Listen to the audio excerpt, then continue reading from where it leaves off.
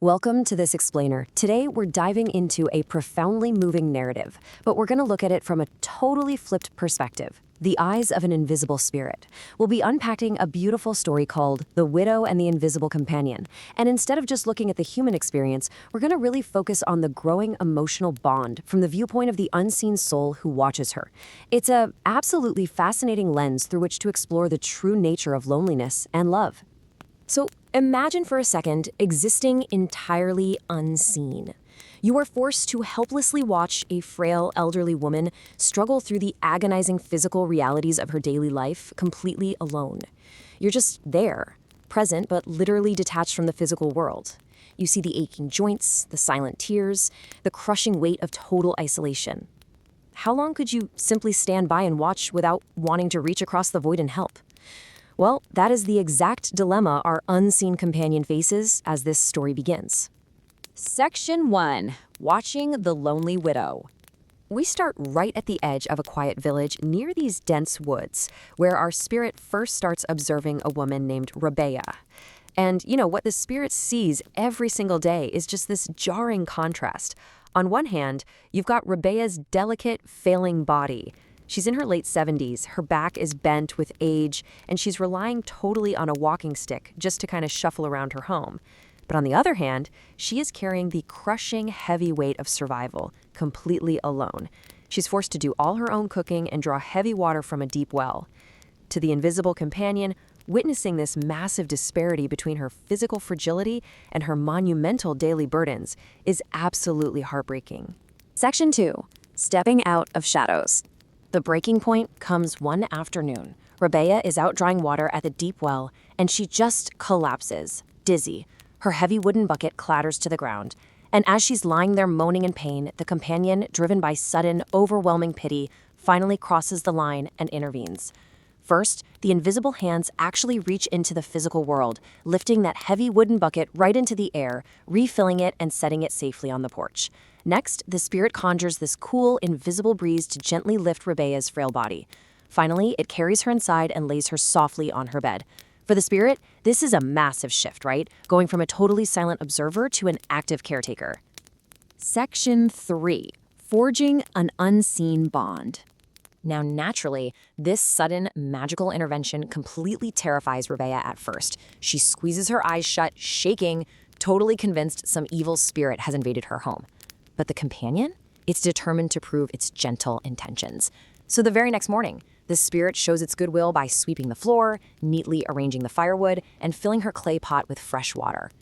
As the weeks roll by, Rabea realizes she's actually safe. She starts talking out loud to the empty room, and the spirit playfully responds by swaying the window curtains. Months into this, a truly deep emotional connection forms. The spirit provides a soft, comforting touch that literally erases her profound loneliness. It's a real game changer. She actually starts treating this unseen soul like her own child, and the spirit just completely embraces this role as her loving caretaker. Section 4. The Elixir of Youth. So a few peaceful months pass by, and then, one night, with crickets chirping outside, the air in the room suddenly grows dense with this strange, really sweet fragrance. Shattering the silence of their entire relationship up to this point, a soft, deep, yet super affectionate voice echoes from the corner of the room. Calling her mother, the spirit confesses that her frail body and all her past suffering bring it immense sorrow. Hearing the entity speak for the very first time, wow, it really reveals the absolute depth of the companion's love. It just desperately wants to erase her pain. You see, the spirit genuinely believes that physical restoration is the ultimate cure for Rabea's suffering. It reveals this incredible secret. Deep within the dense forest, way past where humans would ever dare to venture, there's a hidden blue stream. It is the elixir of youth.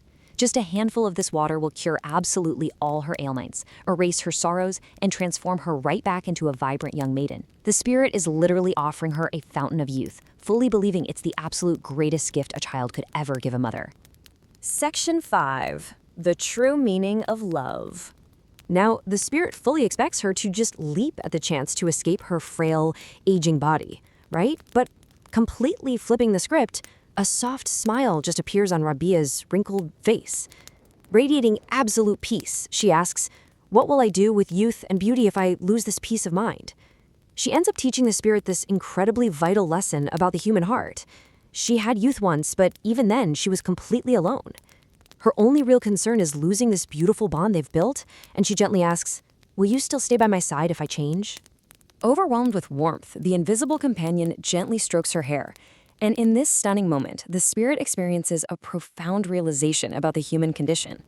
The truest cure for suffering, it isn't youth, it's not a flawless body, and it's definitely not about erasing the past. The true cure is just the simple, unwavering presence of love. Whispering, "I will stay with you forever, Mother," the spirit cements an unbreakable bond. From that day forward, Rabea never went looking for that hidden stream.